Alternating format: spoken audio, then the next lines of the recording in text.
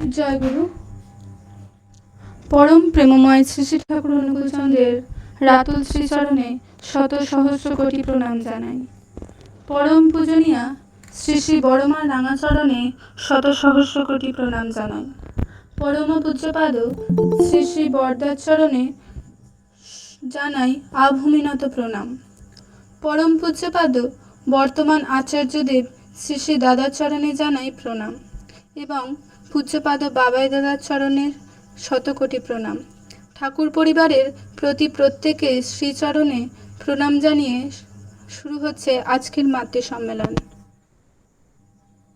আমি একবার আমাদের অনুষ্ঠান সূচিটা পড়ে দিচ্ছি।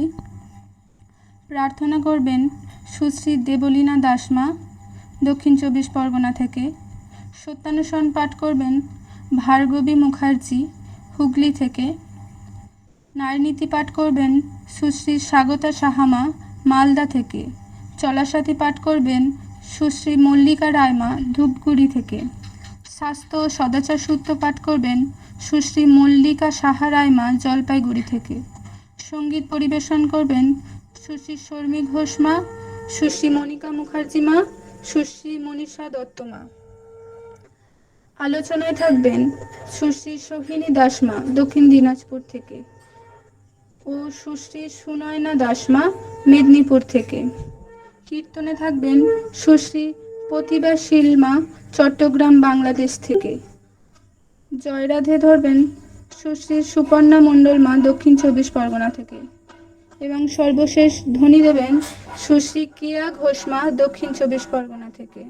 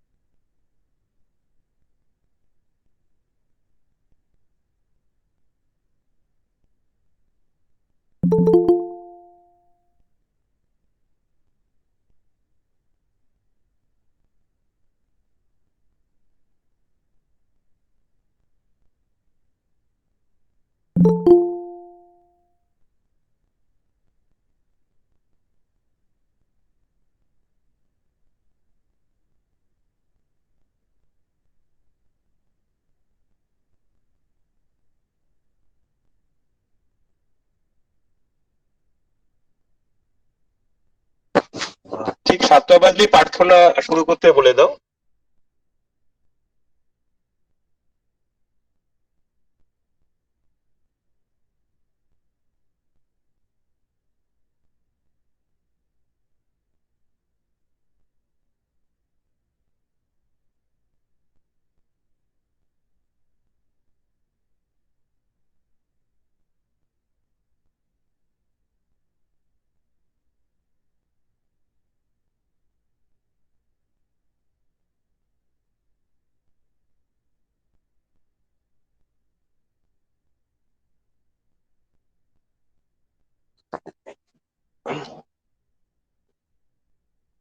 যেতে সময় টাইম হয়ে গেছে তো। জয় গুরু, আজকে প্রার্থনা শুরু করে দেব। হ্যাঁ, শুরু করে দিন, সময় হয়ে গেছে। শোনার মাধ্যমে প্রার্থনা ধরবেন দেবলীনা দাসমা। শুরু করুন। बार बार करूं बीनती, राधा स्वामी आगे दया करो दाता मेरे, चित चरण न लागे। जन्म जन्म रही भूल में, नहीं पाया भेदा, काल कर्म के जाल में रही भोगत खेदा। जगत जिय भर मत फिरे, नित चारो खानी, ज्ञानी जोगी पिल रहे सब मन की खानी।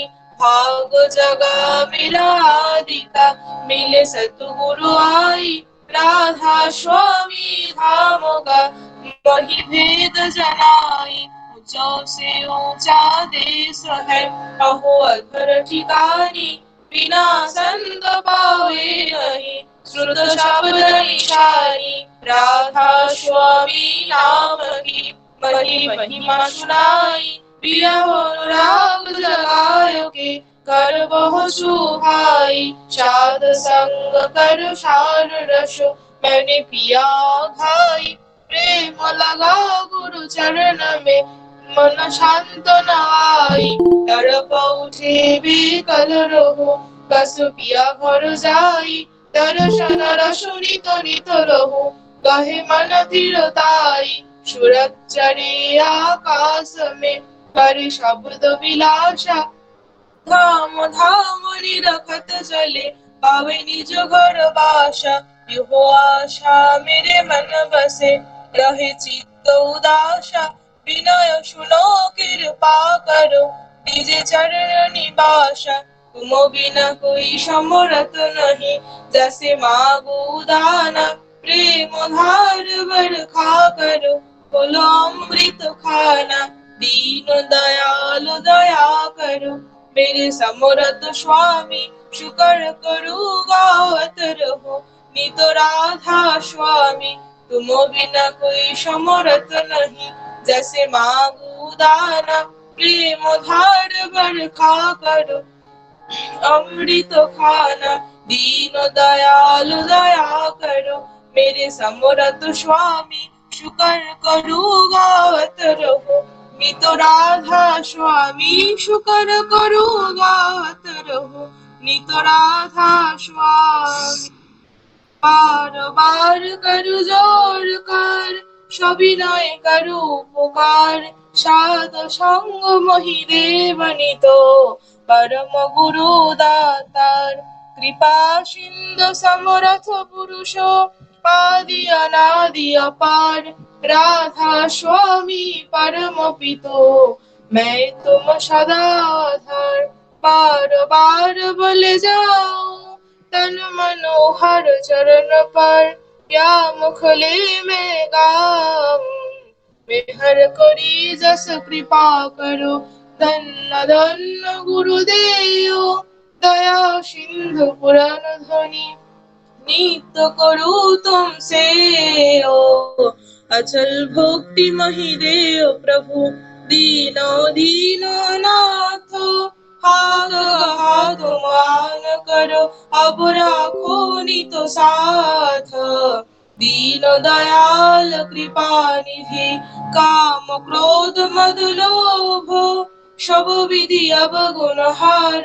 में, प्रभु राखो मेरी लाज तुम द्वारे अब मैं परा, राधा स्वामी गुरु समरथ तुम बिना और न दूसरा, अब करो दया पर तकसा तुम द्वारे अति विलम्ब क्यों, दया करो मेरे साइया देओ प्रेम की दात, दुख सुख कुछ वै प्रेम नहीं छूटे सब उत्पात, दया करो मेरे साइया देओ प्रेम की दात, दुख सुख कुछ वै प्रेम नहीं छूटे सब उत्पात, बार बार करु जोर कर সবিনয় করু উপকার, সাধ সঙ্গ মহিদেব নিত পরম গুরু দাতার, সাধ সঙ্গ মহিদেব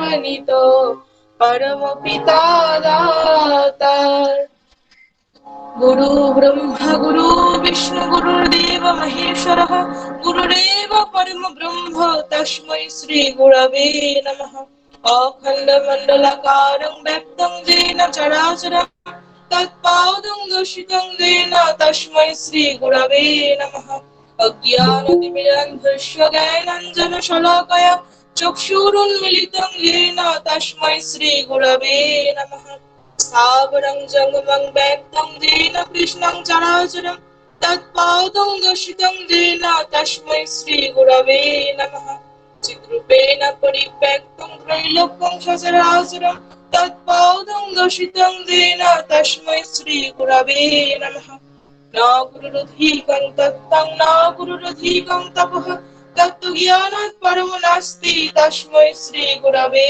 नमः, मन्नाथ श्री जगन्नाथ मद्गुरु श्री जगद्गुरु मदात्मा सर्वभूतात्मा तस्मै श्री गुरवे नमः गुरुरादि अनदिश्च गुरु परमदैवतं गुरो भरतं नास्ति तस्मै श्री गुरवे नमः ब्रह्मानन्दं परमसुखदं केवलं ज्ञानमुक्तिं दन्दातीतं गगनसदृशं तत्त्वमस्यादिलक्ष्यम् एकं नित्यं विमलमोचलं सर्वधी साक्षि भूतं भवातीतं त्रिगुणरहितं सद्गुरुं त्वां नमामि सद्गुरुं त्वां नमामि सद्गुरुं त्वां नमामि জয় গুরু জয় গুরু জয় গুরু। এখন আমরা নাম জপ করব বিশ্ববাসীর সার্বিক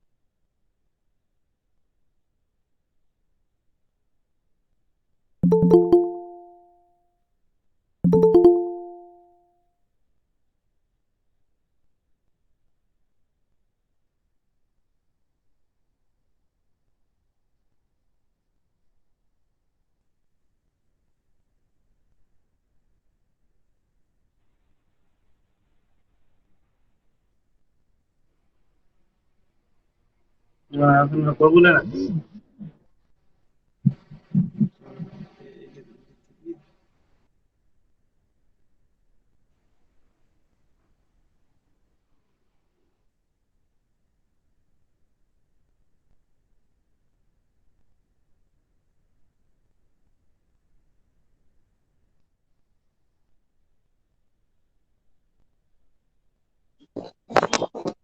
হিতেশ মামা আপনি আছেন? 2 মিনিট হয়ে গেছে না?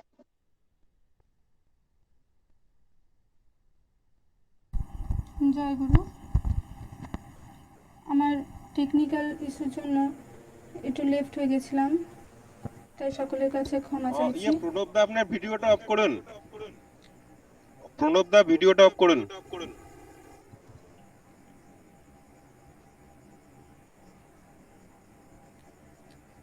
জয় গুরু। এখন শতানুসরণ পাঠ করবেন সুশ্রী ভার্গবী মুখার্জি মা, হুগলি থেকে। আমার কথা কি শোনা যাচ্ছে? হ্যাঁ, জয় গুরু। শোনা যাচ্ছে। জয় গুরু।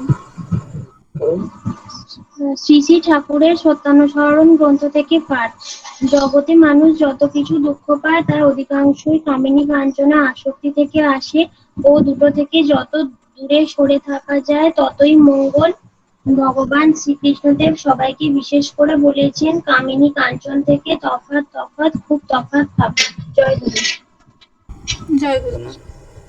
এখন নারীর নীতি পাঠ করবেন সুশ্রী স্বাগতা সাহামা, মালদা থেকে। পরম প্রেমময় শ্রী শ্রী ঠাকুর অনুকূল চন্দ্রের নারীর নীতি গ্রন্থ থেকে বাণীপাঠ। সন্দেহযোগ্য প্রেম। প্রেম যদি প্রেমাস্পদকে প্রতিষ্ঠা ও যাজনা না করে, সে প্রেমকে সন্দেহ করিতে পারো। নজর রাখিও। বাণী সংখ্যা 33। জয় গুরু। জয় গুরু। এখন চলার সাথী পাঠ করবেন সুশ্রী মল্লিকা রায়মা, ধূপগুড়ি থেকে। সুশ্রী মল্লিকা রায়মা।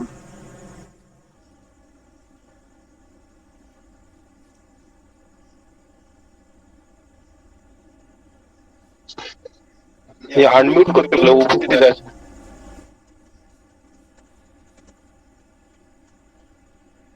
জয় গুরু। সুশ্রী মল্লিকা রায়মা।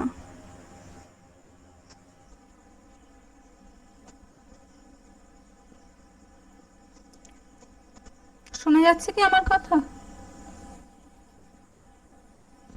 না, মল্লিকা আনমিউট হয়ে গেছে, ওকে মানে মিউট হয়ে গেছে, আনমিউট করতে বলো। মল্লিকা মা, আপনি আনমিউট করুন।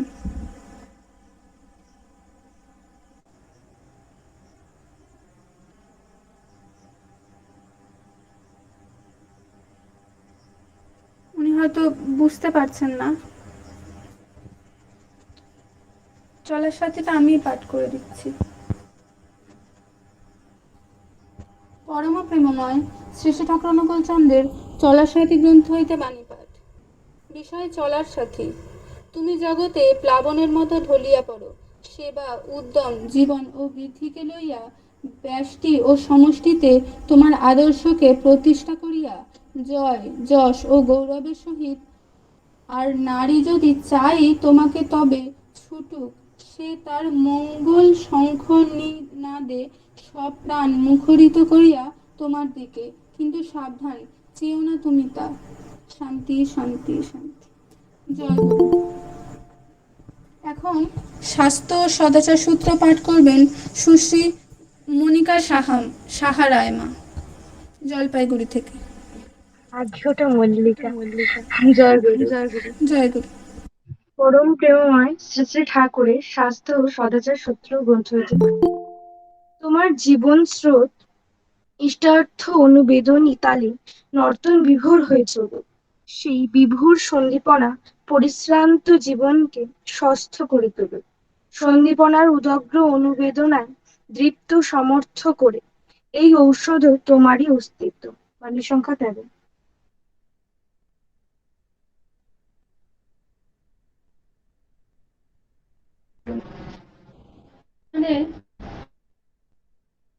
হয়েছিল প্রায় প্রার্থনা ছিলেন শ্রী দেবলীনা দাসমা। সত্যানুসরণ পাঠ করলেন ভারতী মুখার্জি মা। নারী নীতি পাঠ করলেন সুশ্রীতা সাহা মা। শাস্ত্র সদাচার সূত্র পাঠ সুশ্রী মল্লিকা রায় মা। আমি ওনাদের সকালে করে প্রার্থনা করছি পরম পিতা জয় গুরু। এখন আমরা মূল দিকে যাব। এখন সঙ্গীত পরিবেশন করেন শ্রী শর্মী ঘোষমা, দক্ষিণ 24 পরগনা থেকে। ভিডিওটা অন করে যদি সম্ভব হয় ভিডিওটা অন করে করতে বলুন। অন করে যদি সম্ভব হয় ভিডিও করে করতে বলুন। ভিডিওটা সফল জয় গুরু। আচ্ছা, যদি ভিডিওটা অন না করি, মানে আমি প্রস্তুত নই, তাহলে মানে আমার সেট করা হয়নি আমার স্ট্যান্ড লাগিয়ে, তাহলে কি অসুবিধা আছে? ঠিক আছে, অসুবিধা না, ঠিক আছে। একটা ভালো লাগতো আর কি, ভালো লাগতো আর কি। তাহলে আমি দুটো গান পরে গাইতে পারি।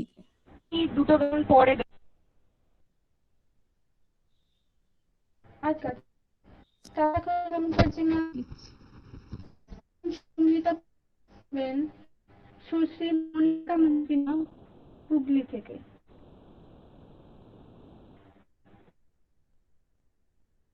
রাজিমা।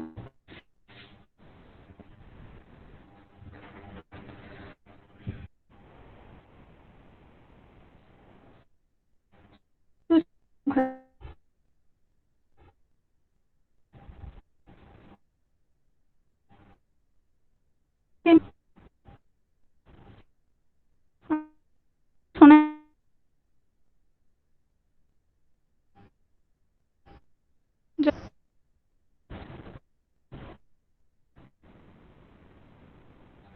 মনিকা রাজিমা।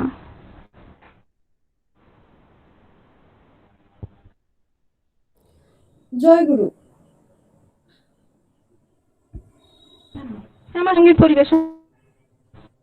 আচ্ছা,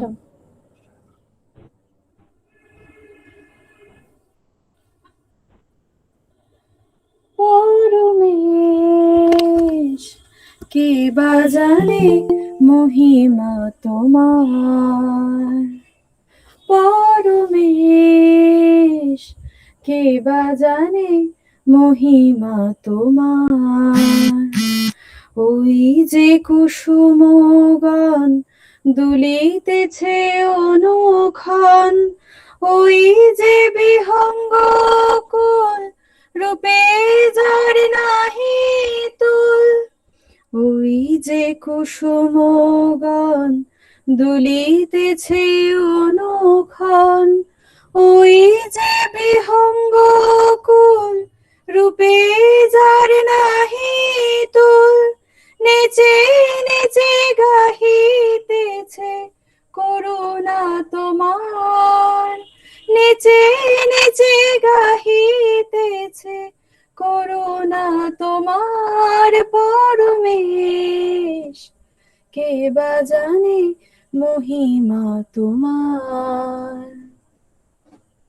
ওই হ্যার কল্লোলিনী কুল কুল প্রবাহিনী, ওই হ্যার কল্লোলিনী কুল কুল প্রবাহিনী। কুলু শব্দে প্রক্ষালিছে চরণে তোমার, কুলু শব্দে প্রক্ষালিছে চরণে তোমার। জগতের যত প্রাণী তোমার ঈশ্বর মানি, নমিতেছে সদা তারা চরণে তোমার।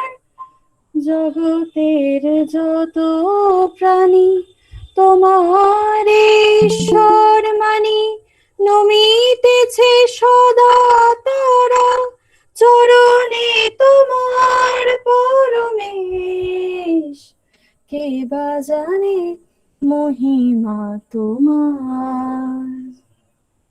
আমি যে অধম প্রাণী ভক্তি স্তুতি নাহি জানি, আমি যে অধম প্রাণী ভক্তি স্তুতি নাহি জানি।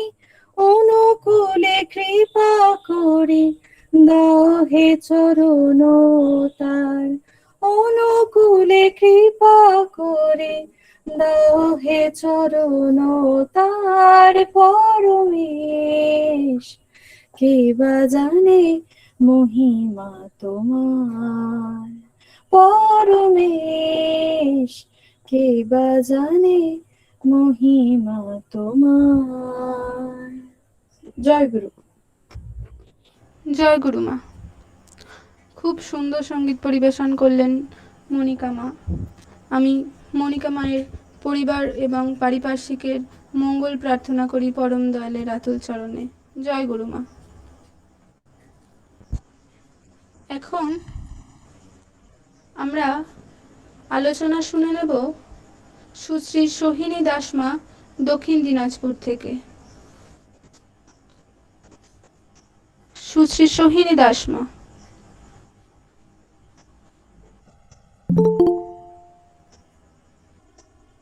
জয় গুরু।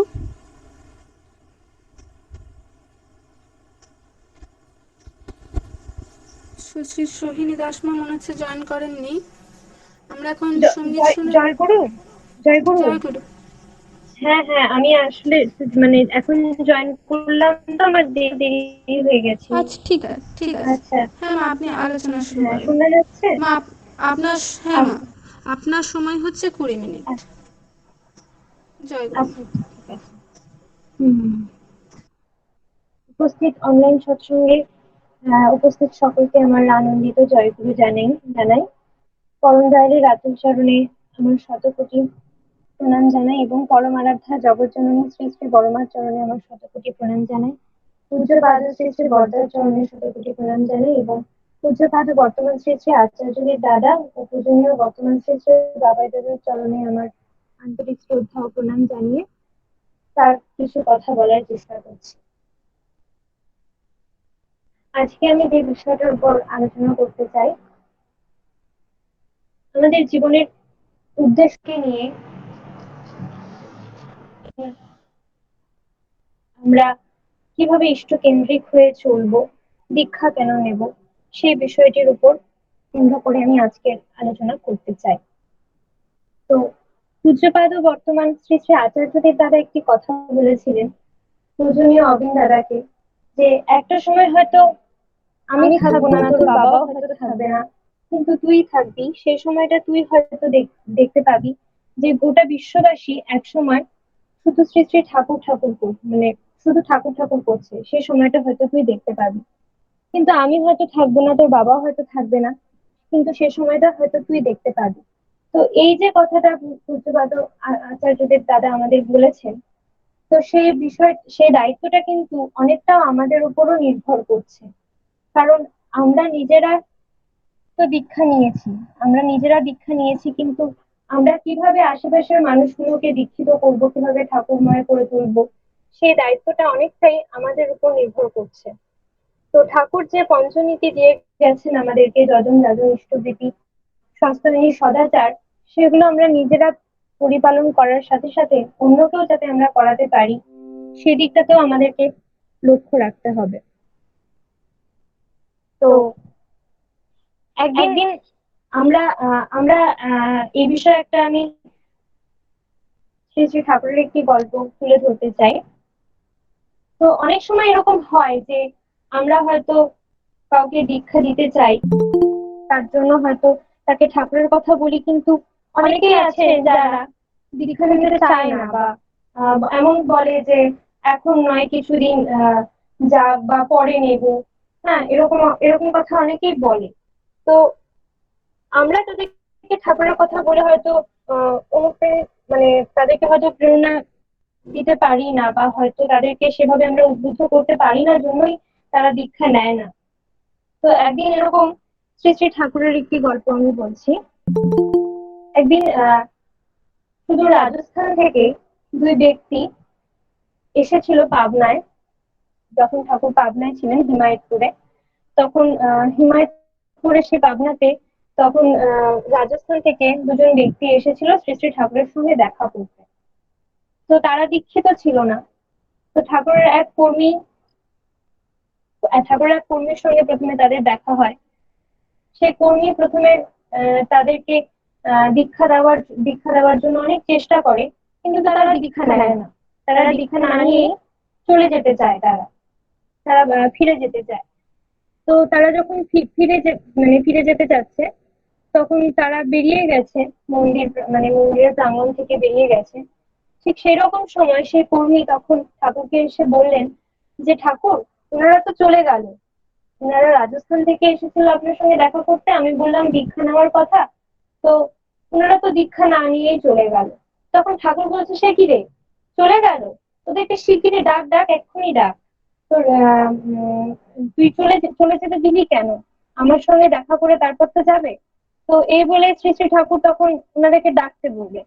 তো ওনারা যখন ফিরে এলেন, ফিরে এসে শ্রী শ্রী ঠাকুর ওনাদেরকে একটাই কথা বললেন যে আপনারা তো এখান থেকে চলেই যাবেন, তাহলে যাওয়ার আগে আমাকে এক গ্লাস জল খাইয়ে যেতে পারবেন? তখন ওনারা অবাক হয়ে গেলেন যে কি ব্যাপার, শ্রী শ্রী ঠাকুর কর্মী, সে যে কর্মী ছিলেন সে কর্মী তখন অবাক হয়ে গেলেন যে কি ব্যাপার, শ্রী শ্রী ঠাকুর ওনাদেরকে ডেকে এক গ্লাস জল খেতে দিতে বললেন। যাই হোক, তারপরে তখন ওনারা কিছু না বলে তখন শ্রী শ্রী ঠাকুরকে নির্দেশ পালন করলেন। শ্রী শ্রী ঠাকুরের নির্দেশ পালনের জন্য তখন জলের ব্যবস্থা করে ওনাকে এক গ্লাস জল দিলেন। জল খাওয়ার পর তখন সেই কর্মী শ্রী শ্রী ঠাকুরকে বললেন যে ঠাকুর, আপনি ওনাদেরকে ডেকে শুধুমাত্র এক গ্লাস জল কেন দিতে বললেন? ওনাদেরকে ডেকে আপনি অন্য কোনো কথা তো বলতে পারতেন, তা না করে আপনি জল কেন দিতে বললেন? তখন শ্রী শ্রী ঠাকুর বললেন যে সেটা আমাকে জিজ্ঞেস না করে ওদেরকেই কর। তখন ওদেরকে যখন সেই কর্মী দাদা জিজ্ঞেস করলেন যে আপনারাই তাহলে বলুন যে কেন শ্রী শ্রী ঠাকুর জল খেতে দিতে বললেন, তখন রাজস্থান থেকে যে ভদ্রলোক এসেছিলেন তারা বললেন যে আমরা তো রাজস্থান থেকে এসেছি, সাধারণত আমাদের হাতে কোনো বাঙালি কখনোই জল খায় না।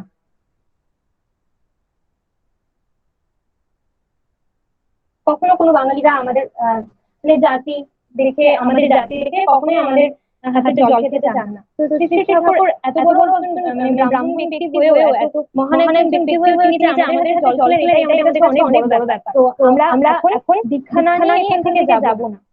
তো শ্রী শ্রী ঠাকুর কতটা অন্তর্যামী, বা উনি কত ভালোভাবে শুধুমাত্র কোনো কথা না বলেই তাদের হাতে শুধুমাত্র তাদের তাদের মনটা কিভাবে শ্রী শ্রী ঠাকুর জয় করে নিলেন। যেখানে ওই কর্মী দাদা এত কিছু ঠাকুরের কথা বলেও বুঝেও তাদেরকে দীক্ষা নামাতে পারলেন না, সেখানে শ্রী শ্রী ঠাকুর কত সুন্দর কৌশলে ওনাদের দীক্ষা নেওয়ার ব্যবস্থাটা করে দিলেন। তো এইরকম ভাবে আমরাও যাতে মানুষকে উদ্বুদ্ধ করতে পারি বিভিন্ন কৌশলে, বিভিন্ন উপায়ে। কারণ আমরা তো অনেক সময় ঠাকুর বলেছেন নিজেরা যজন করতে এবং অন্যদেরকে যাজন করতে। তো আমরা অনেক সময় সঠিকভাবে হয়তো আমরা যাজনটাই করতে পারি না, আমাদের যাজনের পদ্ধতিটা সেরকম হয় না, জন্য আমরা অন্যদেরকে দীক্ষাটা দেওয়াতে পারি না। অনেক সময় ঠাকুরের কথা বলে অন্যদেরকে অনুপ্রেরিত করা, সেটা আমরা করতে পারি না, যার জন্য তারা ঠাকুরের যে মাহাত্ম্য সেটা তারা উপলব্ধি করতে পারে না, জন্য ঠাকুরের দীক্ষা নেওয়াটাও আমাদের জন্যই হয়তো হয়ে ওঠে না।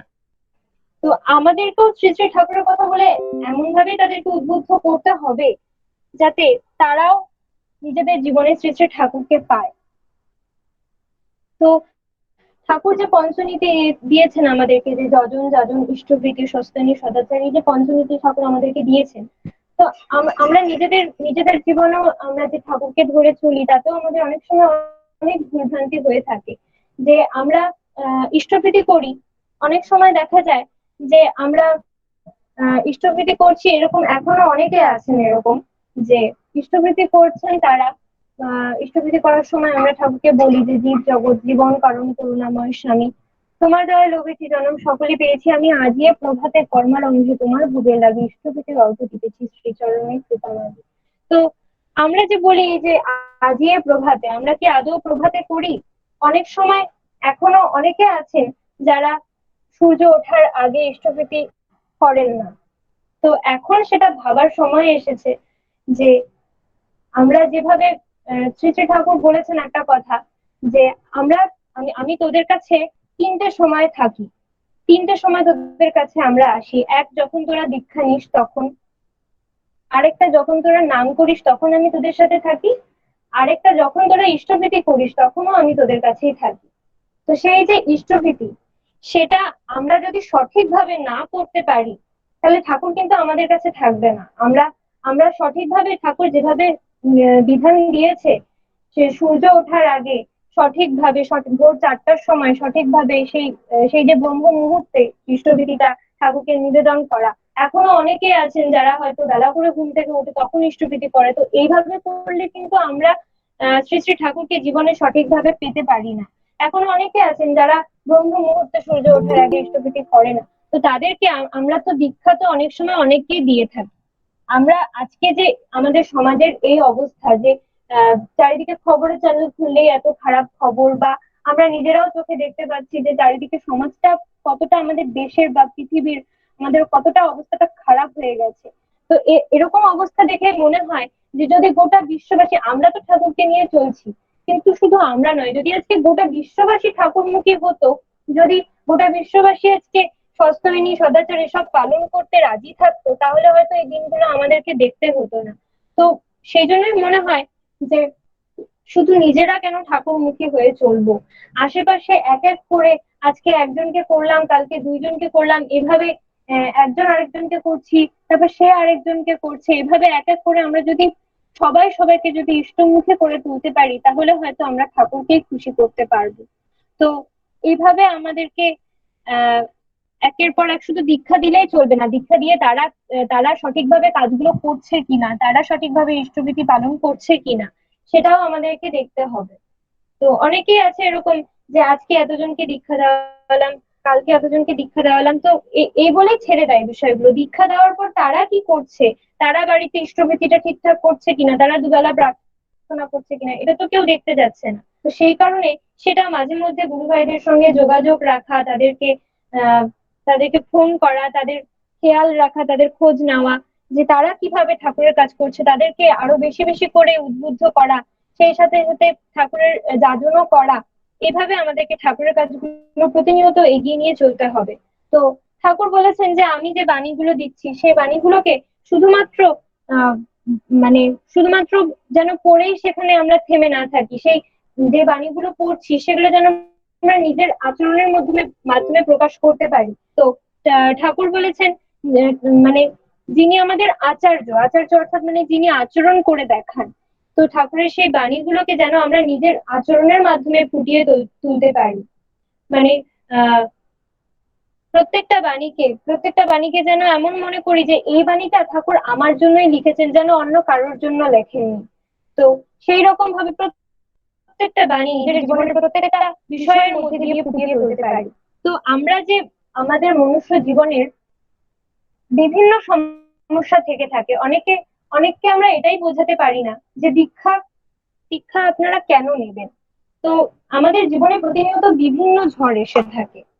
তো ঠাকুর মানে রবীন্দ্রনাথ ঠাকুর যেরকম, যে এমন কোনো বিষয় নেই যে বিষয়কে নিয়ে উনি কোনো রচনা করেননি, ঠিক সেরকমই আমাদের ঠাকুরও, যে এমন কোনো বিষয় নেই, এমন কোনোই বিষয় নেই যে বিষয়টা নিয়ে ঠাকুর কিছু বলে যাননি, বা মানে ঠাকুর প্রত্যেকটা বিষয়কে নিয়ে এক একটা বাণী দিয়ে গেছেন। তো আমরা যারা দীক্ষিত বা আমরা যারা ঠাকুরকে নিয়ে চলছি, তারা যখনই কোনো জীবনের পথে চলতে গিয়ে যখনই কোনো সমস্যার মুখে পড়ি, তখনই কিন্তু শ্রী শ্রী ঠাকুরের কাছ থেকে আমরা সেই সমস্যাগুলোর সমাধান খুঁজে নেওয়ার চেষ্টা করি, এবং খুঁজতে গিয়ে দেখি যে হ্যাঁ, ঠাকুর তো এই বিষয়টা তো বলে গেছেন, এই বিষয়টাকে নিয়েও কিছু না কিছু বলে গেছেন।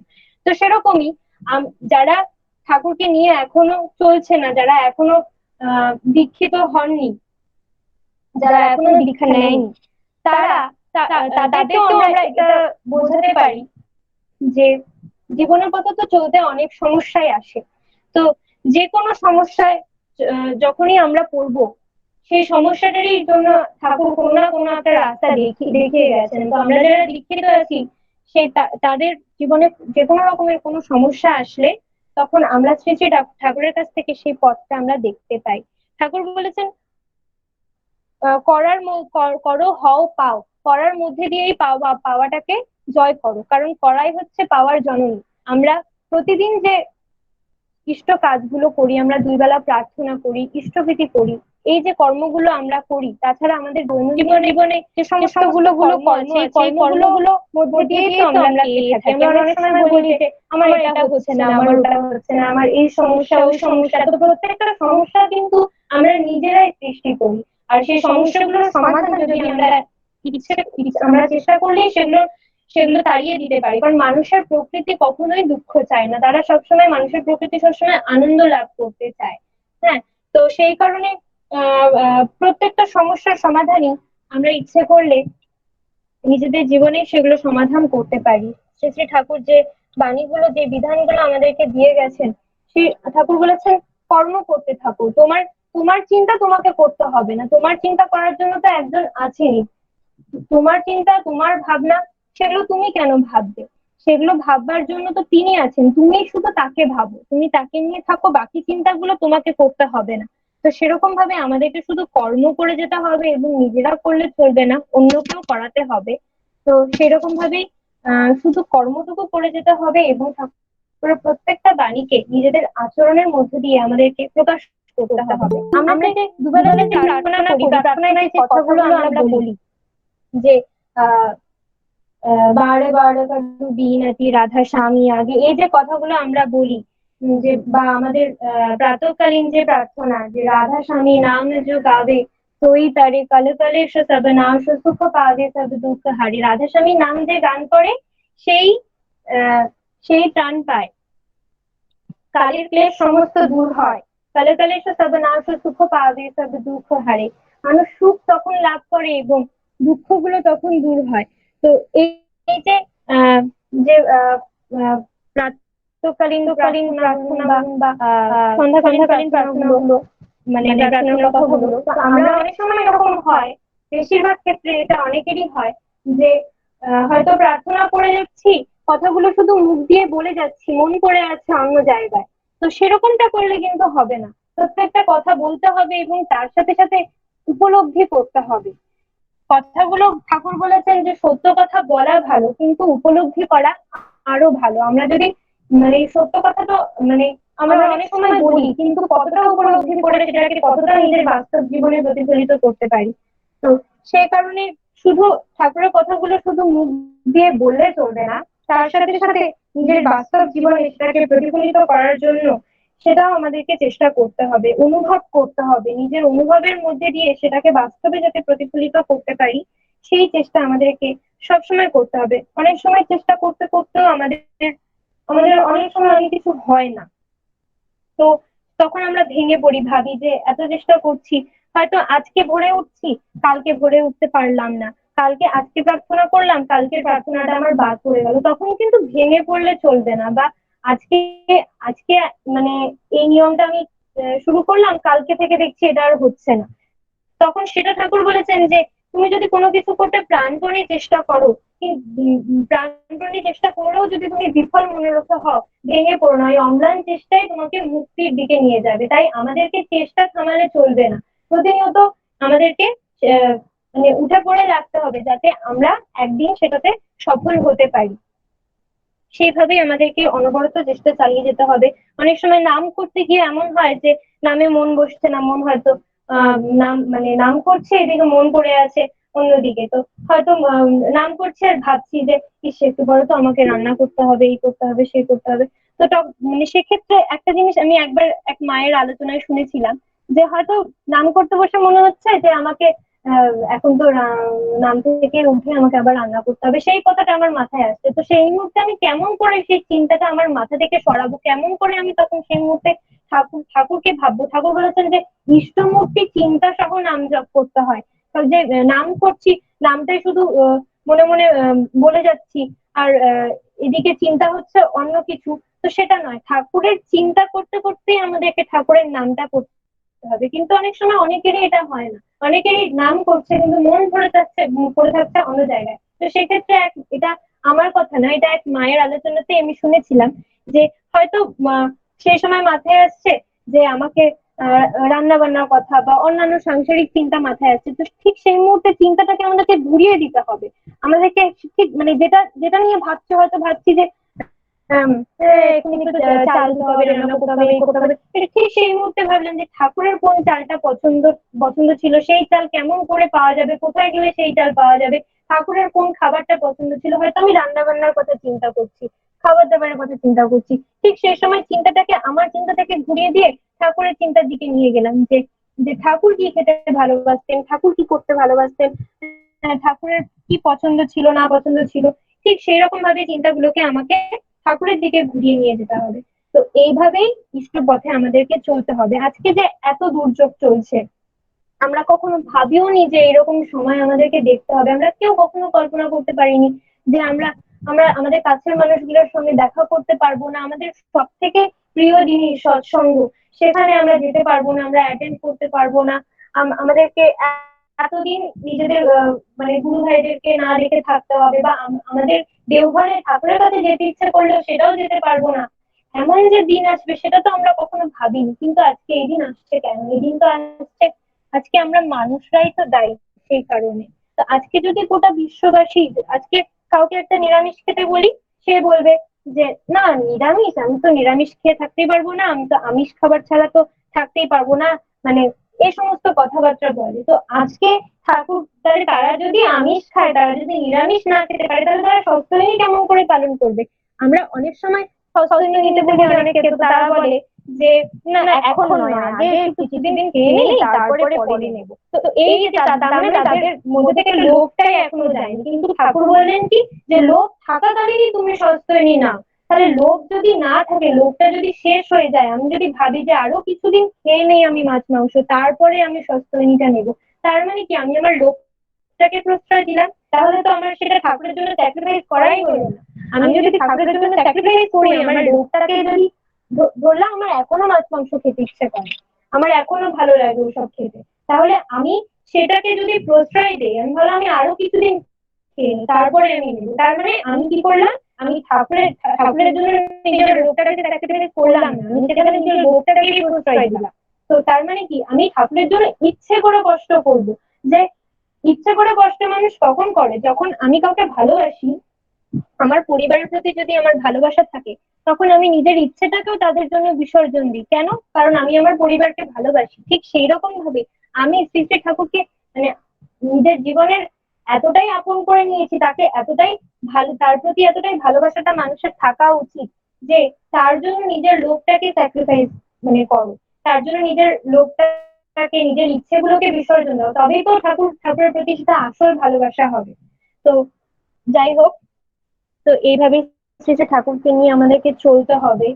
মানুষ আজকাল বোঝে না, মানুষকে আমরা ঠাকুরের পথে আনতে পারি না, কিন্তু সেটার জন্যই আমরাই দায়ী। আমাদেরকে ভীষণভাবে চেষ্টা করতে হবে, শুধু আমরা নই, যাতে আজকে গোটা বিশ্ববাসী, যে আচার্যদেব দাদা যে কথাটি বলেছেন, যে একদিন অবিন্দাদাকে যে কথাটি বলেছেন, যে একদিন দেখবি গোটা বিশ্ববাসী শুধু ঠাকুর ঠাকুর করছে, তো সেই দিনটা যেন আমরা খুব তাড়াতাড়ি দেখতে পারি, যে গোটা বিশ্ববাসী যেন ঠাকুর ঠাকুর করে।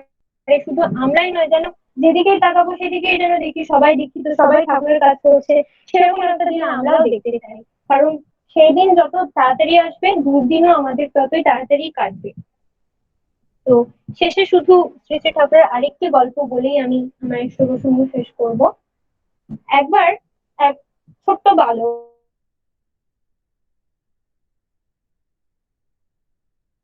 শ্রী শ্রী ঠাকুরের গায়ের রং প্রতিনিয়ত পাল্টাচ্ছে, লাল থেকে নীল হচ্ছে, নীল থেকে গোলাপি হচ্ছে, এরকম অদ্ভুত একটা রং ঠাকুরের গা থেকে, ঠাকুরের মানে গা থেকে একটা জ্যোতি বেরোচ্ছে, অদ্ভুত একটা রং, প্রতিনিয়ত ঠাকুরের গায়ের রং পাল্টাচ্ছে। সেই বালক এটা লক্ষ্য করছে, ঠাকুরের দিকে তাকিয়ে আছে আর লক্ষ্য করছে যে কি ব্যাপার, অদ্ভুত তো, ঠাকুরের গায়ের রংটা প্রতিনিয়ত পাল্টাচ্ছে। এই দেখে সে না তাজ্জব হয়ে গেছে, সে অবাক হয়ে গেছে, আর সে অবাক হয়ে না ভয় পেয়ে গেছে। ভয় পেয়ে সে তখন সেখান থেকে পালিয়ে যাচ্ছে। তো তাকে পালাতে দেখে শ্রী শ্রী ঠাকুর তখন বললেন যে এই কোথায় পালাচ্ছিস, আয় এদিকে আয়। তখন সে বালক তখন নিজের ভয় কাটিয়ে ঠাকুর যখন ডাকলেন, তখন ঠাকুরের কাছে গেলেন। ঠাকুর যখন ডাকলো তখন ঠাকুরের কাছে গেল। তো গিয়ে তখন ঠাকুর জিজ্ঞাসা করছে যে কি রে, অমন করে কি দেখছিলিস আমার দিকে? তখন সেই বালকটা বলছে, সে ছেলেটা, তো বাচ্চা ছেলেটা তখন বলছে যে ঠাকুর দেখছিলাম আপনার গায়ের রং প্রতিনিয়ত পাল্টাচ্ছিল, লাল থেকে নীল হচ্ছে, নীল থেকে এরকম অদ্ভুত রকমের রং আপনার শরীর থেকে বেরোচ্ছে, এটা আমি লক্ষ্য করছিলাম। তখন সেই দেখে আমি ভয় পাচ্ছিলাম, যেন পালিয়ে যাচ্ছিলাম। তখন ঠাকুর তখন বলছে যে তুই নিবি, এরকম রং নিবি আমার মতন? তখন আহ তখন সেই বালক বলছে যে ঠিক আছে, নেব। তখন ঠাকুর বলছে তাহলে কিন্তু তোকে দীক্ষা নিতে হবে। তখন বলছে ঠিক আছে ঠাকুর, নেব দীক্ষা। তখন শ্রী শ্রী ঠাকুর তখন সে বালককে জিজ্ঞাসা করছে তুই কিসে পড়িস, মানে আহ, কিসে পড়িস তুই, তোর পড়াশোনা কতদূর? তখন সেই ছেলে বলছে, বাচ্চা ছেলেটা তখন বলছে যে ঠাকুর আমি তো পড়াশোনা করি না। তখন ঠাকুর বলছে কেন রে, পড়াশোনা কেন করিস না? তখন ছেলেটা তখন বলছে যে আমি আর পড়াশোনা করে কি বলবো, বাবা একজনের কাছে আমার হাত দেখিয়েছিলেন, তো উনি তো তখন বললেন যে আমার আয়ু আর বেশি দিন নেই, আমি খুব কম দিনেই মারা যাব। তো সেই জন্য আমি এখন আর পড়াশোনা করে কি করব, আমার আয়ু ভীষণ আহ কম, আমি বেশি দিন আর বাঁচবো না, উনি বলে দিয়েছেন আমি আর বেশি দিন বাঁচবো না। তখন শ্রী শ্রী ঠাকুর তখন বলছে সে কি রে, তুই বেশি দিন বাঁচবি না? কই তোর হাত দেখি, তোর আয়ু রেখাটা দেখি কত। তখন সে ছেলে, বাচ্চা ছেলে যখন ঠাকুরকে হাত দেখাচ্ছে, তখন ঠাকুর তখন বলছে যে ও এই ব্যাপার, ঠিক আছে নে তোর আয়ু রেখা আমি টেনে লম্বা করে দিলাম, নে এখন আর চিন্তা নেই তো। তো তখন সেই ছেলে তখন অবাক হয়ে গেল যে কি ব্যাপার, যেখানে আহ, আমার হাত দেখে আমাকে বলেছিলেন উনি যে আমি আর আমার আয়ু ভীষণ কম, আমি আর বাঁচবো না, আর ঠাকুর আমার আহ হাতের রেখা টেনে লম্বা করে দিলেন, যে ইনি তো স্বয়ং ভগবান। তখন সে সেই দেখে তখন সেই ছেলে অবাক হয়ে বললেন ঠিক আছে ঠাকুর, আমি তাহলে দীক্ষা নেবো, দীক্ষা নিয়ে আপনারই শরণাপন্ন হয়ে সারা জীবন থাকবো। তো এই যে ঘটনা, এই ঘটনাগুলো এখন আমরা মানে এত সুন্দর সুন্দর ঘটনা যেগুলো শুনেও আমাদের মানে মানে অনেকেই বিশ্বাস করতে চায় না, তো এই যে সুন্দর সুন্দর ঘটনাগুলো আমাদের শোনার সৌভাগ্য হচ্ছে শুধুমাত্র অনলাইন সৎসঙ্গের মাধ্যমে। এই ঘটনাগুলো আমি আহ মানে শ্রদ্ধেয় আমার এক কাকুর কাছ থেকে শুনেছিলাম। তো অনলাইন সৎসঙ্গে মানে সেই অনলাইন সৎসঙ্গের জন্য এই সমস্ত কথাগুলো সত্যি শোনার ভাগ্য হয়। এই সমস্ত কথাগুলো শোনার পর না আরো বেশি করে যেন বিশ্বাসটা জন্মায়, আরো ভালো লাগে। মানে ঠাকুরের জগতে মানে কত ভাগ্য আমাদের যে সেই ঠাকুরকে আমরা আমাদের জীবনে পেয়েছি। তো এরকমই যে কাকু আমাকে এই ঘটনাটা বলেছিলেন, মানে যে কাকুর কাছ থেকে শোনা, তারই জীবনের আরেকটা ঘটনা যে তিনি যখন স্নাতক স্তরে পড়াশোনা করছিলেন, মানে যে কাকুর কাছ থেকে শোনা এটা, তিনি যখন স্নাতক স্তরে পড়াশোনা করছিলেন তখন তিনি বুঝতে পারছিলেন না যে আমি ল নিয়ে পড়বো নাকি অন্য কিছু নিয়ে পড়বো। তো এমন মুহূর্তে তিনি ভাবলেন যে আমার জীবনে একটা আদর্শ দরকার, যে আদর্শকে সামনে রেখে তাকে অনুসরণ করে আমি আমার সারাটা জীবন মানে তার পথে নিজের জীবনকে চালনা করতে পারবো।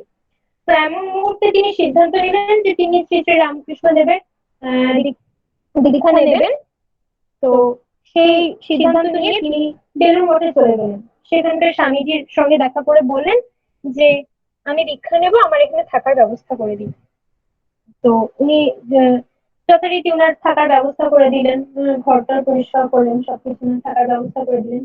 তো ওনার থাকার ব্যবস্থা করে দেওয়ার পর উনি ঠাকুরের মানে শ্রী শ্রী রামকৃষ্ণ ঠাকুরের বই পড়ছিলেন।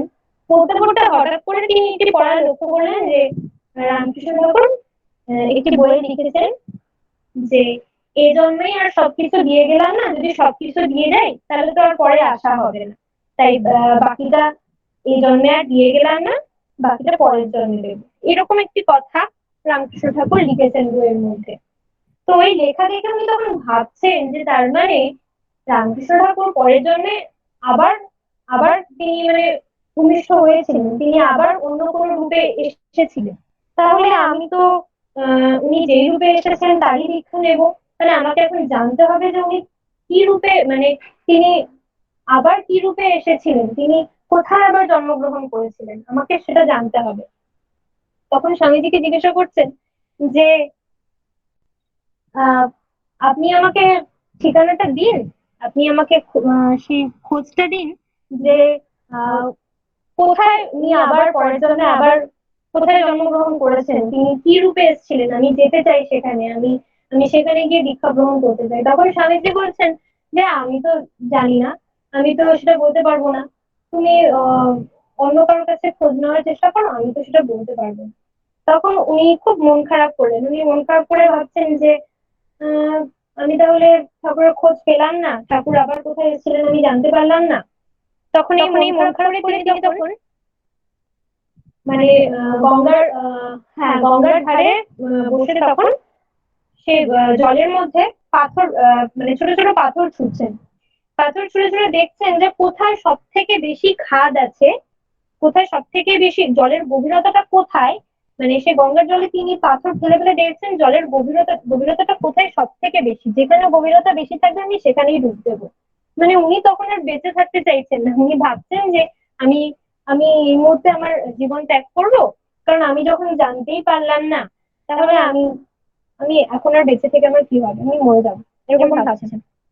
ঠিক ওই রকম মুহূর্তে পেছন থেকে একজন এসে তার তার মানে মানে এটা তার জীবনের কথা বলছি, যে কাকুর কাছ থেকে শুনেছি এই ঘটনাটা আর কি। তো সেই কাকুর কাঁধে যখন পেছনে হাত রেখে তখন একজন ডাকছেন, ডেকে বলছেন যে না নাও না, তোমাকে আর পাথর ছুঁড়ে দেখতে হবে না কোথায় জলের গভীরতা বেশি, তুমি যার ঠিকানা খুঁজছো তার ঠিকানা আমি তোমাকে দিয়ে দিচ্ছি। তখন পেছন ফিরে ওই কাকু তখন জিজ্ঞাসা করছেন যে আপনি কি করে জানলেন যে আমি কার ঠিকানা খুঁজছি। তখন বলছে যে সেসব প্রশ্নের উত্তর না হয় পরে দেবো, আগে তুমি যার ঠিকানা খুঁজছো সেটা আগে লিখে নাও। তখন তখন সেই দেওঘরের ঠিকানা দিলেন, আমাদের ঠাকুরের ঠিকানা তখন দিলেন যে এখানে দেওঘরে যাও, দেওঘরে গেলে তুমি যাকে খুঁজছো তাকে পেয়ে যাবে, এরকম করে ঠিকানা দিলেন। তখন যাওয়ার পর নিমেষেই উনি কোথায় যেন বিলীন হয়ে গেলেন। তারপরে ওনাকে যে জিজ্ঞাসা করলেন যে আপনি কি করে জানলেন যে আমি কার ঠিকানা খুঁজছি বা কিছু যে জিজ্ঞাসা করবেন, সেই জিজ্ঞাসা করার অবকাশ পেলেন না, মুহূর্তেই তিনি তখন মানে কোথায় চলে গেলেন, ওনাকে আর মানে ওই ওনার সাথে প্রথম দেখা আর ওটাই শেষ দেখা, তারপর ওনাকে আর খুঁজে পেলেন না। তো এই সবকিছুই হচ্ছে ঠাকুরের লীলা, যে ঠাকুর বুঝতে পারেন যে কে আমাকে খুঁজছে, কে আমাকে চাইছে, ঠাকুর সেটা বুঝতে পারেন। এবং ঠাকুর যখন বাধ্য হলাম, একটু সংক্ষিপ্ত করলে ভালো হয় মা। জয়গুরু। আচ্ছা, আর 1 মিনিটের মধ্যে আমি শেষ করে দিচ্ছি। তো সেই মুহূর্তে ঠাকুর তখন বুঝতে পারলেন যে আহ, মানে মানে ঠাকুর বুঝতে পারেন এটা যে আমাকে কে মন থেকে ডাকছে, যে যে ডাকে তার ডাকে ঠাকুর ঠিকই সাড়া দেন। তো সেই রকম ভাবে আমাদেরকেও নিজেদের জীবনে ঠাকুরের এই যে দয়াগুলো পাওয়ার জন্য ঠাকুরের উপর বিশ্বাস রেখে, তার উপর বিশ্বাস রাখলেই তার উপর নির্ভরতা অটোমেটিক চলে আসে। তো এইভাবে শ্রী শ্রী ঠাকুরকে ধরে আমাদেরকে চলতে হবে। তার তাকে ধরে আমরা যত চলবো তার দয়াও ততই উপলব্ধি করতে পারবো। তো আমার সময় অনেকটাই শেষ হয়ে গেছে, যার জন্য আর আলোচনা আজকে আর দীর্ঘ করলাম না, হয়তো অনেকটাই বেশি বলে ফেললাম। যদি কোনো ভুল ত্রুটি হয় আমাকে ক্ষমা করবেন সবাই। তো এই বলে আজকে উপস্থিত অনলাইন সৎসঙ্গের সকলের আমি আহ ইষ্টময় জীবন কামনা করে এবং প্রত্যেকের মঙ্গল কামনা করে এখানে আমার ইষ্ট প্রসঙ্গ শেষ করছি। জয় গুরু। জয়গুরু। তোমার চলন বলন এমন হবে, বিশ্বজগৎ চেয়ে রবে, তোমায় দেখে শুধায় যেন কি করিলে এমন হবে। সত্যি তো, আমাকে দেখে যেন বোঝা যায় যে আমার ঠাকুর কেমন। কেউ যদি জিজ্ঞাসা করে কি রে তোর ঠাকুর কেমন রে, সে যেন তাকে যেন বলতে পারি যে আমার ঠাকুর আমার মতন। সুশ্রী সোহিনী দাস মা অপূর্ব সুন্দর আলোচনা করছিলেন। আমি তার কাছে ক্ষমা প্রার্থী যে মানে তার আলোচনা শুনতে এতটাই ভালো লাগছিল, কিন্তু আমাদের সময়সীমা বাঁধা, আমাদের সেই বাঁধা নিয়মেই চলতে হবে, তাই তার কাছে আমি ক্ষমা প্রার্থী। আমরা আপনার আলোচনা শুনে মুগ্ধ হলাম, আপ্লুত হলাম। আপনাকে আবারও আমরা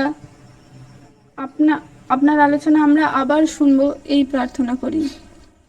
পরমপিতার আতুল চরণে আপনার পরিবার ও পারিপার্শ্বিকের মঙ্গল প্রার্থনা করি। জয় গুরুমা। এখন আমরা সঙ্গীত শুনে নেব সুশ্রী শর্মী ঘোষ মায়ের কাছ থেকে, দক্ষিণ 24 পরগনা। জয় গুরু। জয় গুরুদি।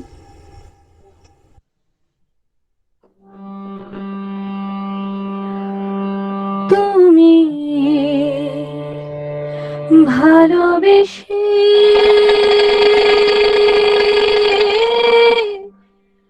ডাকলে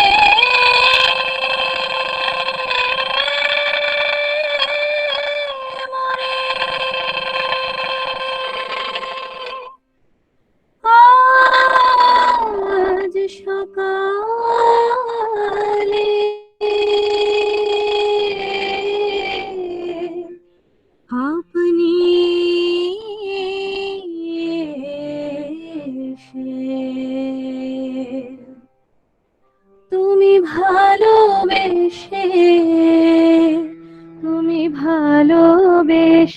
ডাকলে মোরে আজ সকালে আপনি এসে,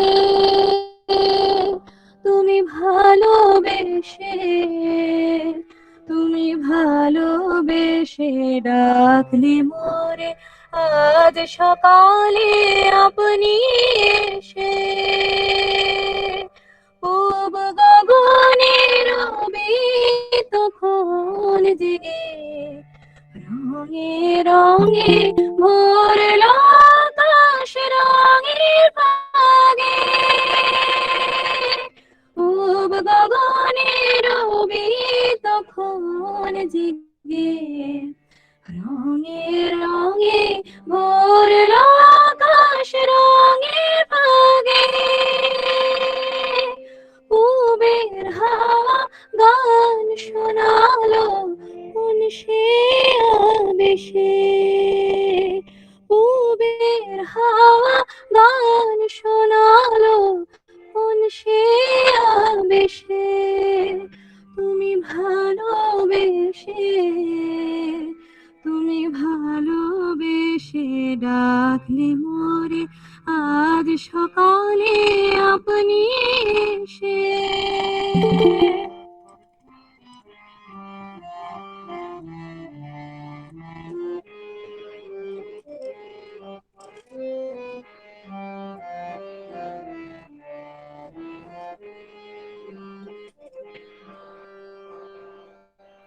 জাগালার এলো এলো ভাবে ভরলো ধরা মুখর পাখির কুজন রবে,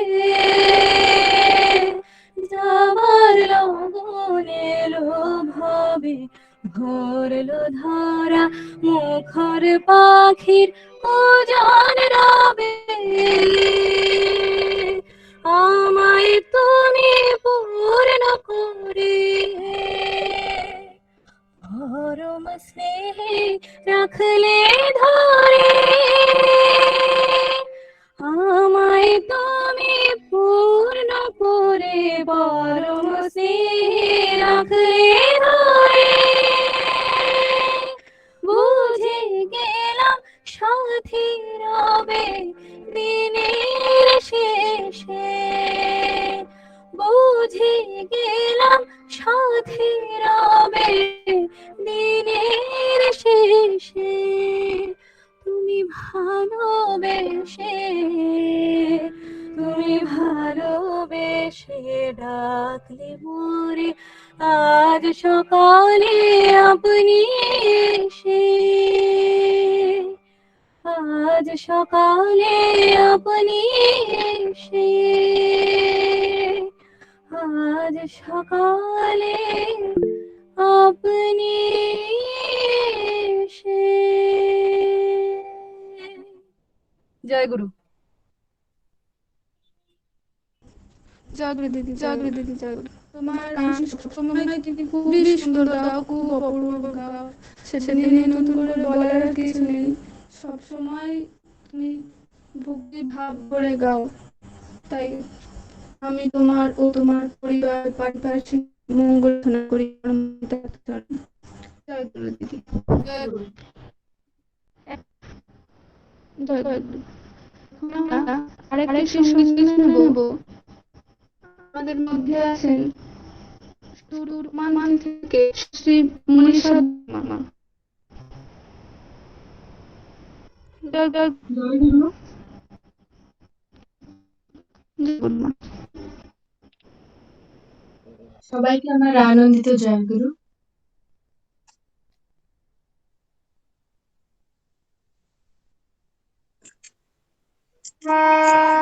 জীবনের ভালো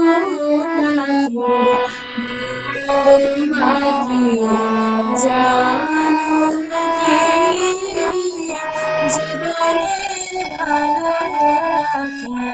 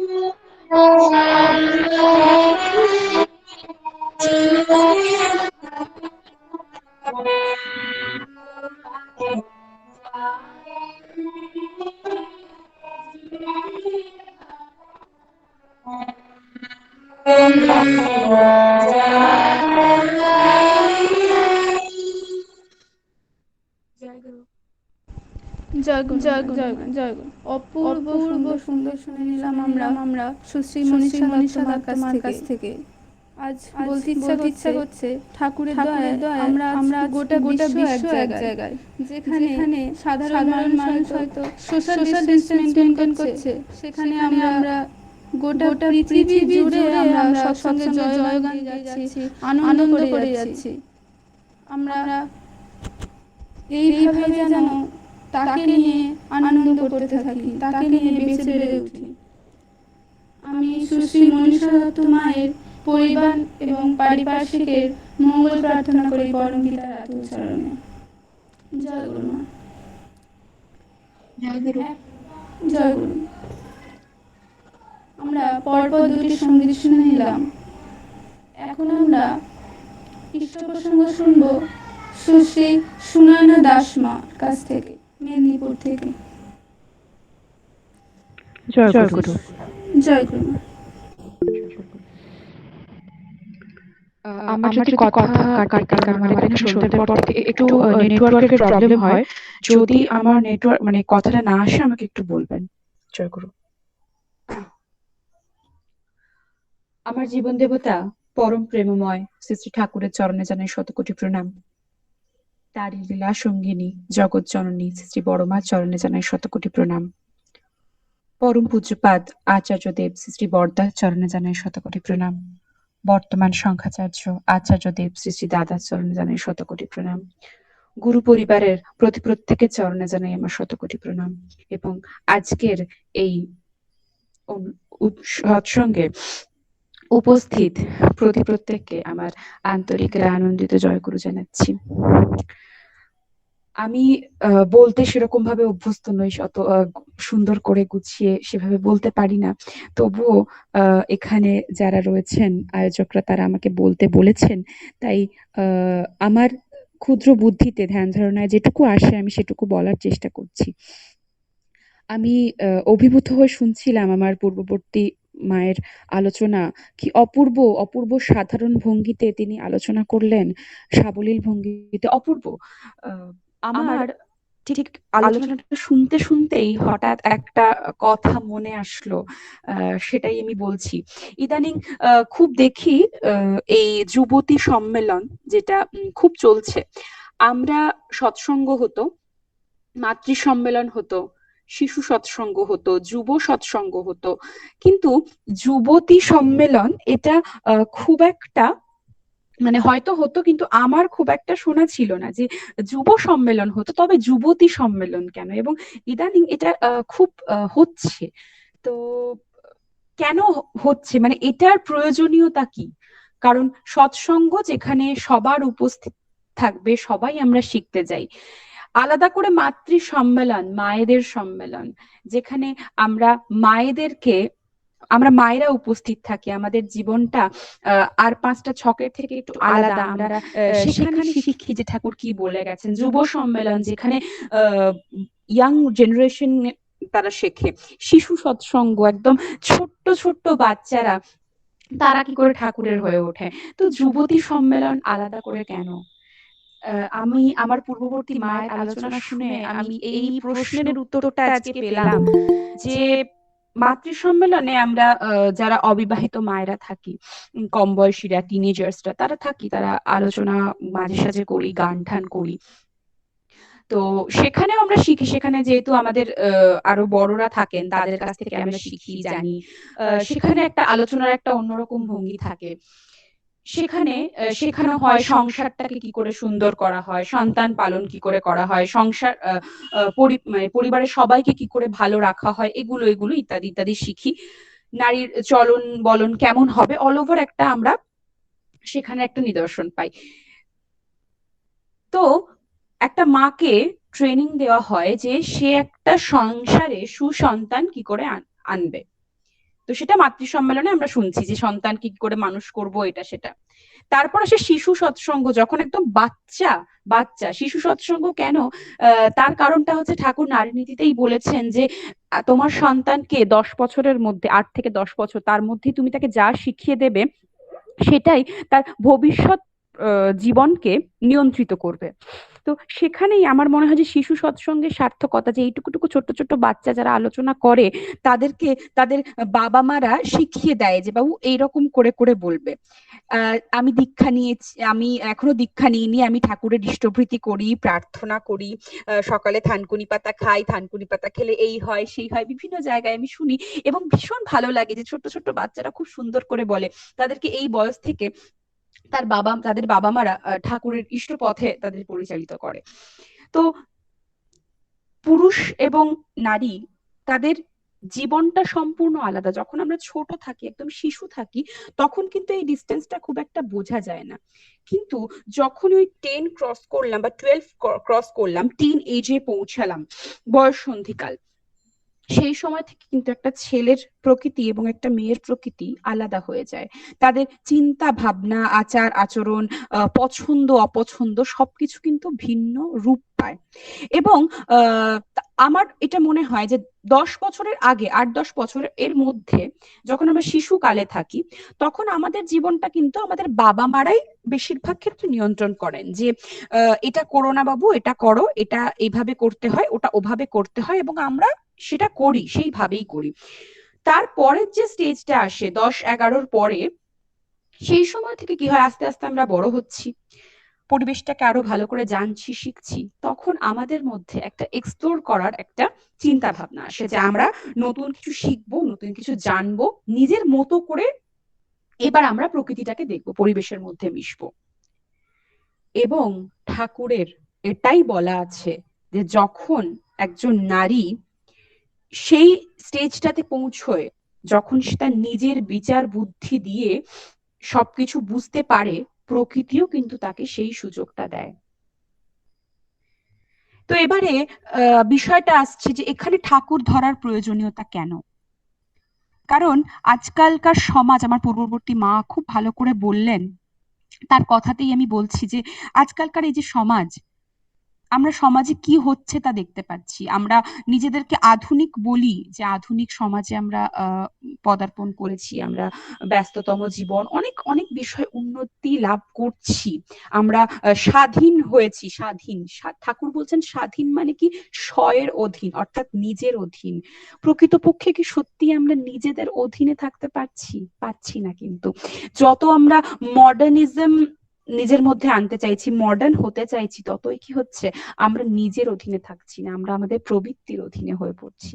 আমরা যুগের সঙ্গেই সময়ের হাওয়া এর মধ্যে কিন্তু আমরা গা ভাসিয়ে দিচ্ছি, আর সেইখানেই আসে বিপত্তি। নারী জাতি যা হচ্ছে আমাদের সমাজের ধারক, রক্ষক, পালক।